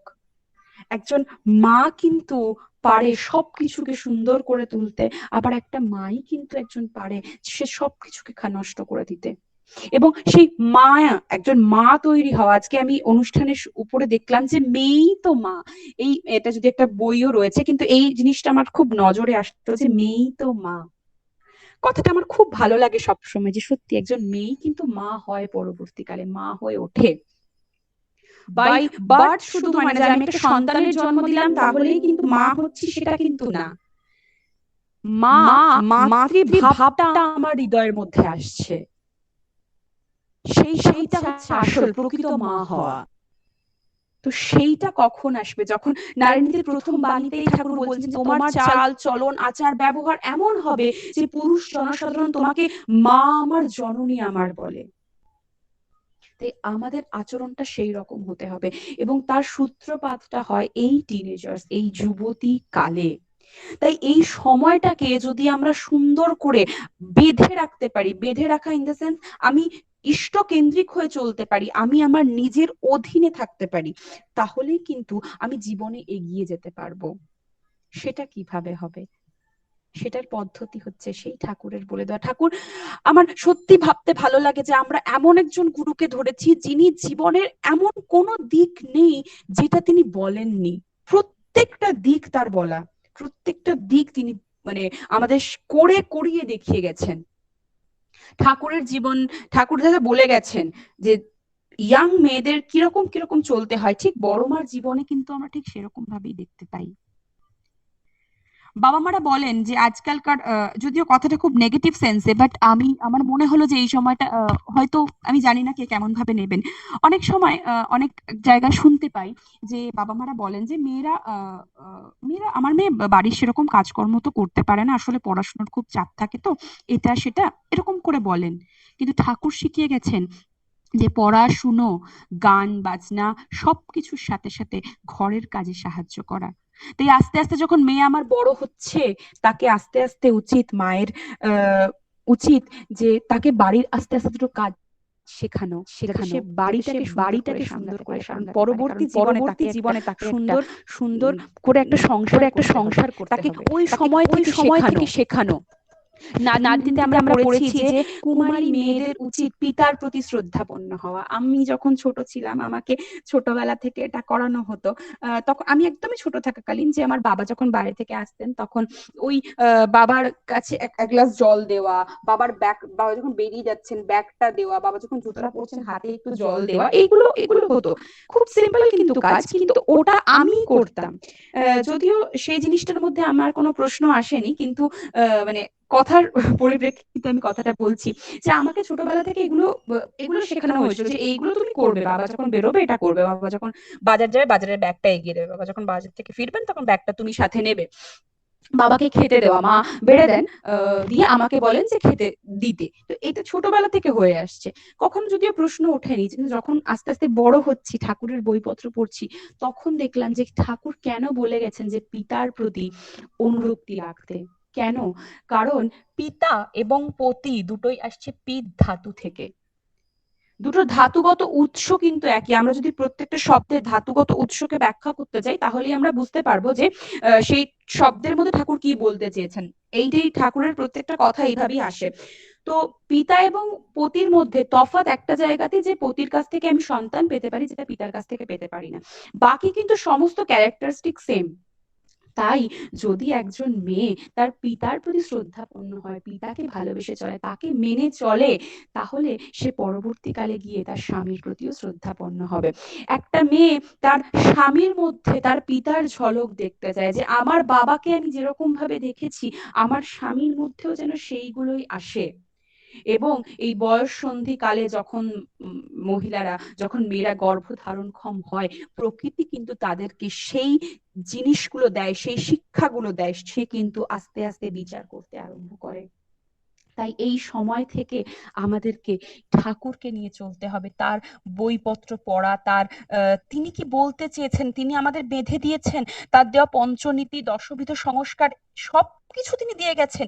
এইগুলো দিয়ে যদি আমরা আস্তে আস্তে হয়ে উঠতে পারি এবং সেই নারীর দেওয়া অষ্ট বৈশিষ্ট্য, নিষ্ঠা, ধর্ম, সেবা, শুশ্রূষা, সাহায্য, সংরক্ষণ, প্রেরণা, এই 7টা বৈশিষ্ট্য যদি আমরা সুন্দর করে করতে পারি, তাহলে বিবাহের পরবর্তী জীবনে আমরা সেই সুপ্রজনন, যেটা 8ম বৈশিষ্ট্য, সেটা কিন্তু করতে পারবো। সেই প্রত্যেকটা বৈশিষ্ট্যকে আমাকে আস্তে আস্তে তা দিতে হবে, যাতে আমার মধ্যে সেইগুলো আমি আস্তে আস্তে আনতে পারি। যদি সেইগুলো আনি, সেই মহৎ গুণগুলো আনি, যে কর্মে নিপুণতা, কথায় মিষ্টতা, সহানুভূতি, ব্যবহারে সম্বর্ধনা, ঠাকুর সব বলে দিয়ে গেছেন। এই প্রত্যেকটা অলংকার দিয়ে আমাদেরকে সাজিয়ে তুলতে হবে নিজেদেরকে। আমরা ড্রেসড হই বাইরে কোথাও বেরোতে গেলে, বা লোকজন আসলে আমরা সুন্দর করে সাজি, ড্রেস, যেন আমার মাথার চুল থেকে পায়ের নখ অব্দি একদম সুন্দর থাকে। তার কারণ হচ্ছে সুন্দর সুন্দর জিনিস আমরা দেখতে ভালোবাসি, সুন্দর থাকতে ভালোবাসি, সুন্দর করে সেজে গুজে পরিষ্কার পরিচ্ছন্ন থাকলে আমাদের মন ভালো থাকে। এটা যেমন সত্যি কথা, কিন্তু অন্তরের সৌন্দর্যটা হচ্ছে আসল। আমি বাহ্যিক যেরকমই থাকি না কেন, তার মানেটা আমি একদমই এটা বলবো না যে অগোছালো থাকা। আমি বাহ্যিক থেকে আমার যেমনই থাকুক না কেন, আমি যেরকমই ড্রেসড হই না কেন, কিন্তু আমার অন্তরটাকে আমাকে এই অলংকারগুলো দিয়ে সাজিয়ে তুলতে হবে। আমার দশবিধ সংস্কার, ঠাকুরের দেওয়া সেই পঞ্চনীতি, সেই আমার নারীর অষ্ট বৈশিষ্ট্য, সেই মহৎ গুণ, এইগুলো আমার মধ্যে অলংকার হয়ে থাকবে। সেইগুলো দিয়ে কিন্তু আমাকে জীবনে আমাকে নিজেকে সাজিয়ে তুলতে হবে। তাই অন্তরটা যখন সুন্দর হবে, অন্তরের আয়নাটা যখন স্বচ্ছ হবে, আমাদের মনটা হচ্ছে একটা আয়না, একটা আয়নার মতো। কিরকম, যে যেমন একটা আয়নাতে আমরা নিজেদের প্রতিফলনটা দেখতে পাই, আয়নাতে সামনে দাঁড়ালে আমরা তো সবকিছুই দেখতে পাই। যে আমায় কেমন লাগছে, আমার কোথায় কি রয়েছে। আমার অন্তরটাও হচ্ছে সেই আয়না। আমরা বাড়িতে কি করি, যে আয়নাটাকে আমরা কি করি, একটা কাপড় দিয়ে পরিষ্কার করি, নইলে আয়নার মধ্যে নোংরা লেগে যায়। ঠিক সেরকম আমার মনের যে আয়না, সেই আয়নাতে আমরা এই সংস্কার, এই এই বৈশিষ্ট্য এর যদি কাপড় হয়, সেটা দিয়ে যদি প্রতিনিয়ত আমরা সেই মনের আয়নাটাকে পরিষ্কার করি, তখন কিন্তু আমার মনের আয়না স্বচ্ছ হবে।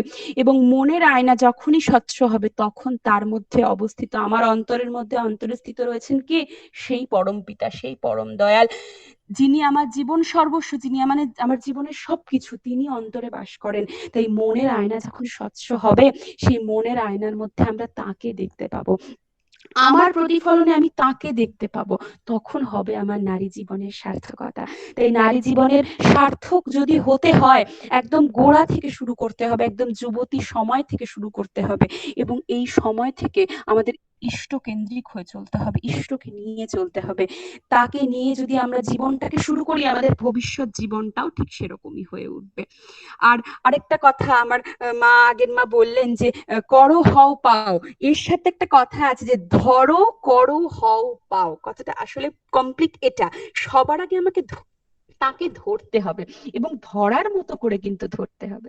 এবং অনেক সময় আমাদের দেখা যায় যে এটা আমি নিজের ক্ষেত্রেও বলছি, যে আমার নিজেরও এটা খুব হয়, যে কখনো কখনো আমরা বুঝতে পারি যে এটা ঠিক আর এটা ভুল, আমি সঠিকটা করার চেষ্টা করছি, কিন্তু হচ্ছে না। এই যে মা একটু আগে বললেন যে সকালে ঘুম থেকে ওঠার যে বিষয়টা, এটা আমি আবার অনেকের কাছে দেখেছি বা শুনেছি, যে আমি ওঠার চেষ্টা করছি, কিন্তু আমি না হয়ে উঠতে পারছি না। আমি ভেবে ভেবে রাখছি যে না আমার হবে, কিন্তু আমি সেটা করতে পারছি না। সেটা কোনো কাজও হতে পারে, সেটা সকালে ঘুম থেকে ওঠা হতে পারে, বা এরকম এই যে আমরা সকালে শত অনুজ্ঞা পাঠ করি, আমি অক্রোধী আমি অমানি। তো আমি অক্রোধী, ঠাকুরের কাছে বলছি কিন্তু আমি অক্রোধী, কিন্তু অরিজিনালি কি আমি অক্রোধী হচ্ছি? আমার কি হচ্ছে, ছোট ছোট ব্যাপারে রাগ হয়ে যাচ্ছে। এগুলো কিন্তু হচ্ছে, এটা খুব বেসিক একটা কথা। এটা কেন হয়? এটা আমি আমার জীবন দিয়ে এটা উপলব্ধি করেছি, যে ঠাকুরের সাথে যদি কানেক্টেড থাকি, তাহলে কিন্তু আমার এগুলো হবে না। সেই কানেক্টেড থাকার ওয়ান অনলি একটা মানে ফার্স্ট যেটা স্টেপ যেটা হয়, সেটা হচ্ছে নাম ধ্যান। তাই যদি নাম ধ্যান পরায়ণ হয়ে চলতে পারি আমরা, তাহলে কিন্তু আমাদের জীবন থেকে আস্তে আস্তে এই যে যেগুলো আমরা হয়ে উঠতে পারছি না, যেগুলো আমরা করে উঠতে পারছি না, সেগুলো কিন্তু আস্তে আস্তে আমরা করব। আমরা ঠাকুর আমাদের সবকিছুই দিয়ে গেছেন, আমরা জানছি, পড়ছি, শিখছি, কিন্তু পড়ে ওঠার সময় আমরা দেখছি করতে পারছি না। তার কারণটা এটাই যে আমরা তাকে ঠিক মতো ধরিনি, তাকে ধরিনি এবং করছিও না। এবং তার সাথে কানেক্টেড থাকার ফার্স্ট উপায়টাই হচ্ছে নাম ধ্যান। তাই নাম ধ্যান কিন্তু আমাদের করতেই হবে। যদি তাকে নিয়ে যদি উপলব্ধি করতে হয় যে তিনি কে, তাহলে কিন্তু আমাদের নাম ধ্যান করতে হবে। নাম ধ্যান করলেই আমরা আস্তে আস্তে বুঝতে পারবো যে তিনি কি বলতে চেয়েছেন। তার এমন হবে যে তার প্রতিকৃতির সামনে দাঁড়ালে আমরা বুঝতে পারবো, আমি যদি কোনো অন্যায় করে হয়তো কোনো ভুল কিছু করে ফেলেছি, আমি তার দিকে তাকালে বুঝতে পারবো যে আজকে ঠাকুরের মূর্তির মুখটা না একটু অন্যরকম লাগছে। আমি যদি কোনো ভালো কাজ করি, আমার মনে হবে যে ঠাকুর হয়তো হাসছেন, ঠাকুর খুব আনন্দ পেয়েছেন, তিনি কি উপলব্ধি করছেন সেটা আমি বুঝতে পারবো। এটাই হচ্ছে তাকে আমাদের জীবনে প্রতিফলিত করার একমাত্র উপায়। আর বিশেষ কিছু বলবো না, সময় সংক্ষিপ্ত। সবার মঙ্গল কামনা করছি পরমপিতার আতুল চরণে। আপনারা সবাই সুস্থ থাকুন, সুস্থ থাকুন, দয়ালকে মাথায় নিয়ে চলুন, এই বলে আমার বক্তব্য শেষ করছি। জয় গুরু। জয় গুরু মা, জয় গুরু। আপনার প্রশংসা করতে গেলে আমার সমস্ত বিশেষণই কম পড়ে যাবে। আপনি এত সুন্দর করে ছোট্ট ছোট্ট উদাহরণের মাধ্যমে যে আমাদের কেমন করে চলা উচিত, কি করা উচিত, ছোট্ট ছোট্ট কথার মাধ্যমে বললেন। আপনার আলোচনা খুবই জাঁজরমুখর আলোচনা ছিল। আমি আপনার পরিবার এবং পারিপার্শ্বিকের মঙ্গল প্রার্থনা করি পরমপিতার আতুল চরণে। জয় গুরু মা। শুনলেন আমাকে ভিডিওটা একটু অন করতে বলছে। জয়গুরু দাদা, আসলে আমার এখানে নেটওয়ার্কের একদম প্রবলেম হয়, তো আমি এখন আপাতত ছাদে দাঁড়িয়ে আছি। ছাদে দাঁড়িয়ে আলোচনা করছি, মানে এখানে পুরোপুরি অন্ধকার আর কি। আমি সেই জন্য অন করতে পারছি না আমি একদম। ভিডিওটা রেকর্ড করছি, তো ওই জন্য একটু। আচ্ছা, জয় গুরু। আমরা একটা অত্যন্ত তানস্পরি আলোচনা শুনলাম। এরপর আমরা কীর্তন শুনব সুশ্রী প্রতিভাশীল মায়ের কাছ থেকে, চট্টগ্রাম, বাংলাদেশ।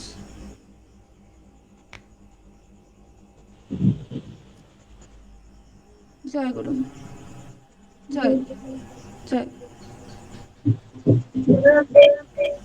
মা একটু হেডফোন নিলে ভালো হয়।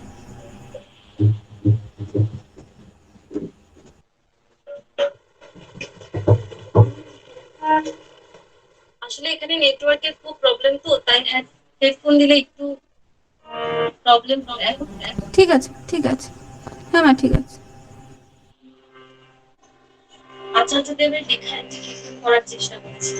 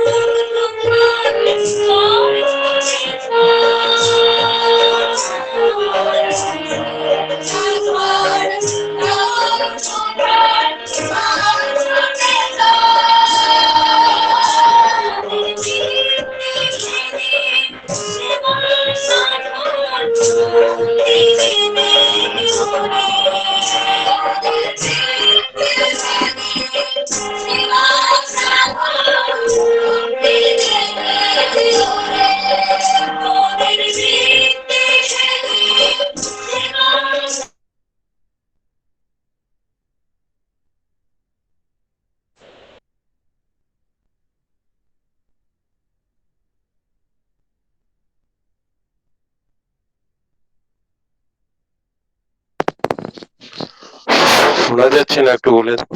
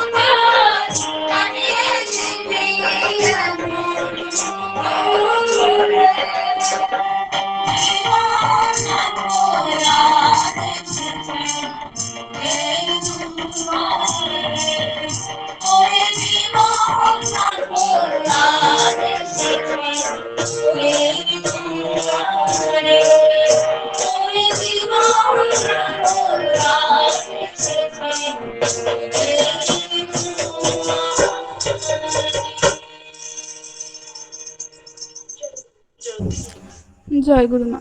শতবার অপূর্ব বললেও বোধহয় কম বলা হবে। সুশ্রী প্রতিভাশীল মা তো কীর্তন বরাবরই ভালো করেন, কিন্তু পিছনে ছোটে উস্তাদকে দেখতে পাচ্ছি। ওকে কালকে দেখছিলাম যে ও কত সুন্দর করে তবলা বাজাচ্ছিল, আজকে আবার খোল বাজাচ্ছে কি সুন্দর করে। তার মাঝে মাঝে আবার কীর্তনটাও কত, মানে এটা মানে সাধারণ কথা না যে বাজাতে বাজাতে আবার গানটাকে করা ধরা। আবার পাশে দুয়ারকিও দিচ্ছিলেন একজন, মানে মানে মন মাতোয়ারা হয়ে উঠেছে, মানে কিছু মানে বলার নেই আর, মন মাতোয়ারা হয়ে উঠেছে। আমি তোমাদের এবং তোমার পারিপার্শ্বিকের সকলের মঙ্গল প্রার্থনা করি পরমপিতা রাতুল চরণে। এইভাবে আরো আরো কীর্তন দিয়ে ঠাকুরকে খুশি করতে চেষ্টা করো, ঠাকুরকে আনন্দ দাও। জয় গুরু মা, জয় গুরু, জয়। এখন জয়রাধে ধরবেন সুশ্রী সুপর্ণা নস্কর্মা, দক্ষিণ 24 পরগনা থেকে। জয় গুরু, জয় গুরু।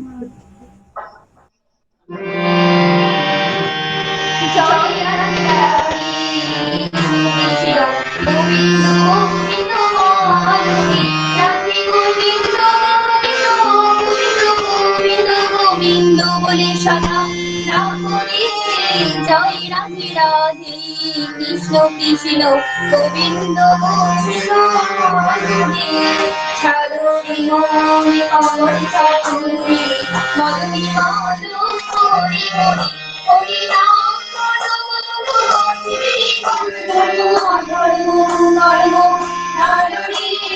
জয় রাধে রাধে কৃষ্ণ কৃষ্ণ গোবিন্দ গোবিন্দ হরে সারণি মন কমল চাতুরি মদনি মধু হরি হরি হরি রাম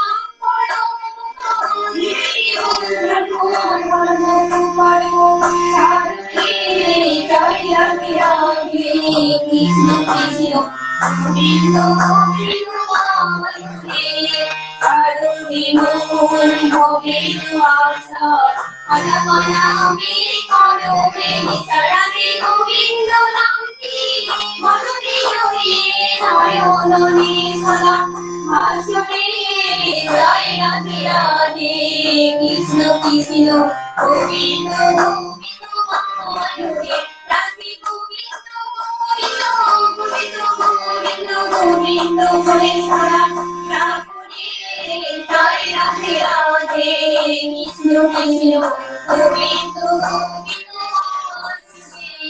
সারণি মন কমল চাতুরি মদনে মন হরি হরি হরি বল হরি বল হরি বল হরি বল হরি বল হরি বল হরি বল হরি বল হরি বল হরি বল হরি বল হরি বল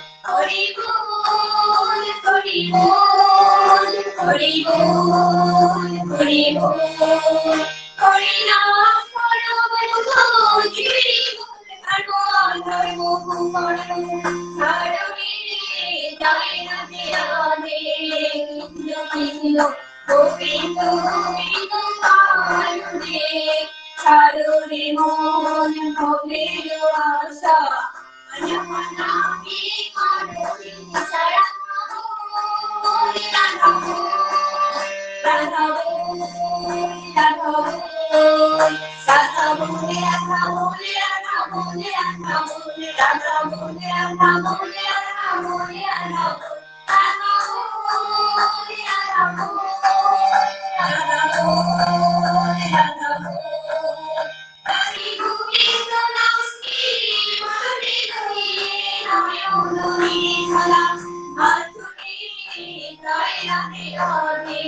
কৃষ্ণ কৃষ্ণ গোবিন্দ গোবিন্দ হরে রাধে গোবিন্দ গোবিন্দ গোবিন্দ গোবিন্দ গোবিন্দ হরে সারা রাখুনি জয় রাধে রাধে কৃষ্ণ কৃষ্ণ গোবিন্দ গোবিন্দ হরে জয় রাধে রাধে কৃষ্ণ কৃষ্ণ গোবিন্দ গোবিন্দ হরে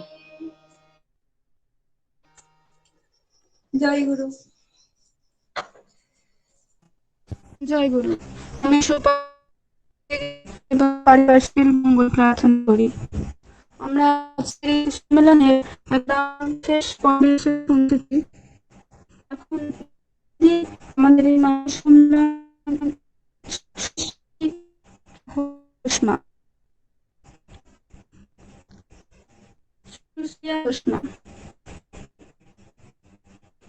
কতদিন শোনা যাচ্ছে? জয় গুরু।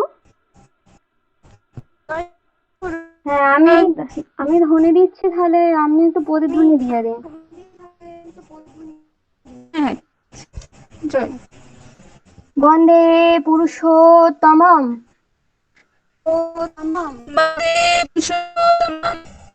বন্দে পুরুষোত্তমম